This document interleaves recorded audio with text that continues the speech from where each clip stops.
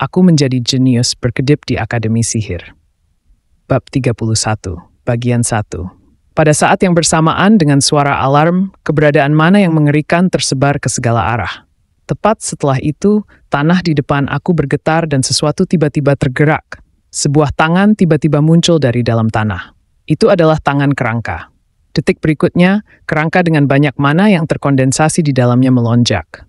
Hanya dengan melihat jumlah mana yang sangat besar ini, orang bisa merasakan bahwa itu bukan kerangka biasa, melainkan jenderal kerangka. Itu adalah kerangka yang telah diberikan kewenangan komando langsung dari Necromancer.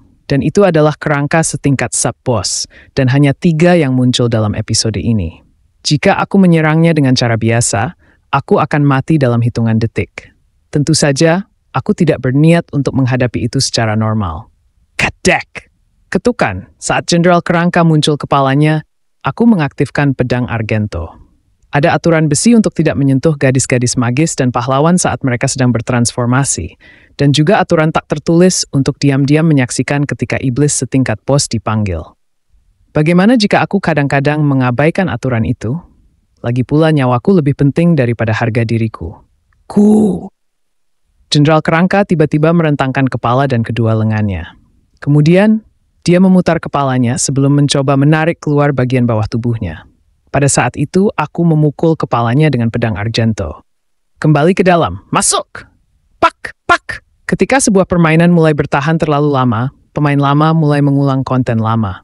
Hal itu pasti akan terjadi. Bagaimanapun, Aetherworld adalah permainan berusia 10 tahun dan memiliki banyak pemain lama.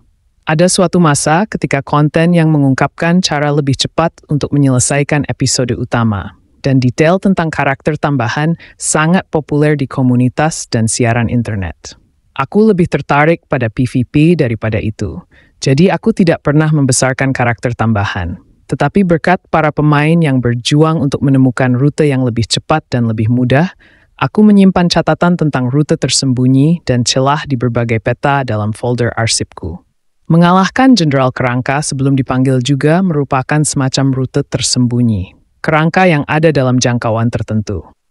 Jenderal kerangka yang bisa memanipulasi tentara kerangka dan memiliki kemampuan untuk menerima dan mentransmisikan indera kerangka ke Necromancer sudah merupakan ancaman tersendiri. Jadi memburunya lebih awal seperti ini akan menjadi kerugian besar bagi Necromancer. Puff, setelah benar-benar memotong anggota tubuh jenderal kerangka, dia tak berdaya setengah terkubur di tanah. Aku mengambil dan mengangkat kerangka itu dengan hanya tulang belakang dan tengkorak yang tersisa. Pedang tulang belakang selesai. Crack! Dia mencoba melawan dengan sisa giginya, tapi perjuangannya sia-sia. Aku tidak berniat membunuhnya begitu saja. Itu adalah strategi yang memanfaatkan fakta bahwa Necromancer harus melakukan kontak untuk mengambil kembali kewenangan komando yang pernah diberikan kepada jenderal. Selain itu, kelas jenderal ini memiliki kemampuan khusus yang dapat menghentikan kerangka lainnya di sekitarnya sendiri. Jadi hanya dengan membawanya saja sudah menjadi bantuan besar. Itu adalah cara pemain. Aku tidak berniat menavigasi antara kerangka-kerangka dengan bodoh. Jadi aku hanya menggunakan kepalaku untuk memanfaatkan informasi yang kumiliki sebaik-baiknya. Kalau begitu, ayo pergi sekarang. Di tengah kerangka yang muncul dari tanah, Edna sangat terkejut melihat Aisil. Tunggu sebentar, mengapa dia bersama mereka? Bagaimana dengan Mayusong? Dia tahu episode ini karena dia telah membacanya dalam novel roman aslinya.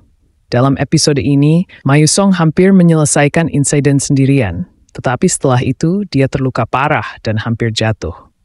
Namun, setelah persiapan matang, termasuk penggunaan ramuan suci, serta kekuatan pendukung yang kuat bernama Haiwon Riang, dia entah bagaimana menyelesaikan episode itu setelah banyak perjuangan. Namun, Aisil yang seharusnya membawa Mayusong datang bersama para senior anehnya. Di mana Mayusong? Mereka sudah mencapai kedalaman hutan. Segalanya serba mudah di dunia ini ya. Tetapi ada kekurangan bahwa metode komunikasi jarak jauh tidak nyaman dibandingkan dengan zaman modern. Tidak mungkin memanggil Mayusong sekarang. Tidak mungkin. Apakah aku harus menyelesaikannya dengan orang sebanyak ini? Dia memikirkannya sambil menggigit kuku. Tetapi pada akhirnya, dia tidak memiliki jawaban. Alasan dia bisa berhasil memblokir serangan Necromancer adalah karena salah satu karakteristik luar biasa dari Mayusong, ledakan petir. Sebuah sifat yang semakin kuat, semakin banyak dia bertarung, dan semakin dia menikmati pertempuran. Dia terus-menerus membantai kerangka dan menunjukkan kekuatan yang satu tingkat lebih tinggi dari levelnya. Meskipun Necromancer berada di kelas 5, dia dikalahkan oleh Ma Yuxiong karena kelemahannya yang kekuatannya melemah saat dia sendirian. Bagaimana dengan mencari kerjasama dari tentara bayaran lainnya? Tidak mungkin. Mereka tidak pernah melakukan tugas tanpa komisi. Mereka mungkin terlalu sibuk melarikan diri sekarang. Bagaimana caranya? Tak! He Wonyang membakar kerangka yang telah bangkit dari tanah dan meletakkan tangannya di bahu Edna. Tenanglah, tidak ada yang perlu ditakuti. Kamu sudah belajar cukup banyak tentang kerangka di kelas, bukan? Hah, sudah. Pertama, aku akan mengirim permintaan bantuan ke Akademi Stella. Jam saku Stella memiliki banyak fungsi, salah satunya adalah permintaan bantuan dalam situasi darurat. Oke. Jika kita menunggu sedikit, profesor dari Stella akan datang. Edna menenangkan pikirannya. Meskipun tidak mungkin untuk mengalahkan Necromancer dari sini, akan mungkin untuk melarikan diri jika seseorang mencoba. Pu Edna, apa maksudnya ini tiba-tiba? Dia melihat Jackie yang cemas. Sejak awal, dia dan He Wonriang memutuskan untuk pergi berburu sendirian, tetapi Jackie memaksa untuk mengikuti mereka, jadi dia tidak punya pilihan selain mengizinkannya ikut. Aku pikir dia tidak akan berada dalam bahaya besar, jadi aku memutuskan untuk membawa Jackie. Ini tanggung jawabku. Aku harus menyelamatkan Jackie dan membawanya keluar. Dia tersenyum sekuat yang dia bisa, seolah-olah untuk meyakinkannya. Jangan khawatir, tenanglah. Aku akan melakukan sesuatu. Siapa yang bilang? Aku sama sekali tidak takut. Melihat Edna yang sombong, Jackie menggertakkan giginya dan menuangkan mana ke tongkatnya. Dia menyapunya dengan penuh semangat. Aku juga bisa melakukannya. Segera setelah menyelesaikan lingkaran sihir, es batu membeku dan mengikat kaki 3 kerangka. Bagus, itu cukup. Saat itu, Edna memutar tongkatnya dengan indah dan menghentakkan tanah. Kakaka! Tumbuhan merambat bangkit dari tanah dan mengikat setidaknya 10 kerangka, menarik mereka ke udara. Kemudian, dia menggerakkan tongkat sekali lagi. Perseok! Boom! Dalam sekejap, semua tengkorak kerangka hancur. Apa-apa? Pemandangan yang luar biasa mengejutkan Jackie. Ini sungguh keterlaluan. Meskipun mereka seusia, perbedaan dalam kekuatan sihir mereka sangat besar. Apakah Jackie tahu? Untuk melewati masa depan yang gelap, Edna telah berlatih mengasah keterampilannya setiap hari. Jackie, yang tidak mengetahui perjuangannya, hanya menggigit bibirnya menyalahkan ketidakadilan dunia.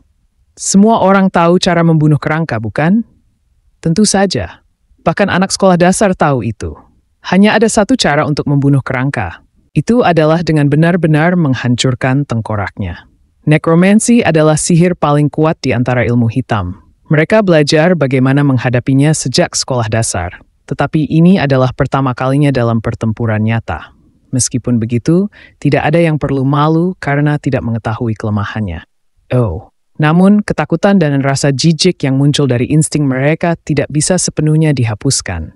Fakta bahwa sesuatu yang terbuat dari tulang berkeliaran membuat mereka takut secara naluriah, dan bahkan beberapa kerangka sangat menjijikkan karena mereka tidak sepenuhnya kembali menjadi abu putih murni. Amankan jalan mundur di sini.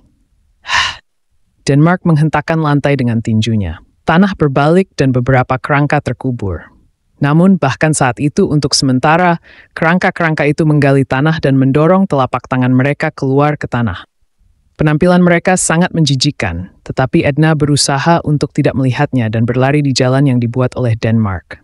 Ini adalah pemakaman, jadi semakin lama waktunya, semakin banyak kerangka yang akan datang. Kita harus segera kembali ke base camp. Dasar dari seorang necromancer adalah kendali wilayah. Mereka harus benar-benar mewarnai suatu area dengan mana mereka sendiri untuk memanggil kerangka di daerah itu. Sesederhana itu. Dengan kata lain, itu mirip dengan menguasai wilayah. Perlahan, sedikit demi sedikit, saat necromancer memperluas wilayahnya, bisa dikatakan bahwa peluang untuk menang akan semakin kecil bagi lawan. Mereka ada di mana-mana. Hah, ini menyenangkan. Apa menyenangkannya? Cobalah untuk memahami situasi kita yang mengerikan. Ben menegur Denmark, tetapi saat dia bertarung di barisan depan, dia dengan percaya diri mengayunkan tinjunya dengan penuh semangat, membuatnya merasa tenang sebagai pendukung. Aisel berkata dengan ekspresi tegas, "Sepertinya necromancer yang datang sudah bersiap. Levelnya tidak terlalu tinggi, tapi besar kemungkinan dia membuat wadah mana. Aku juga berpikir begitu. Ini adalah masalah besar.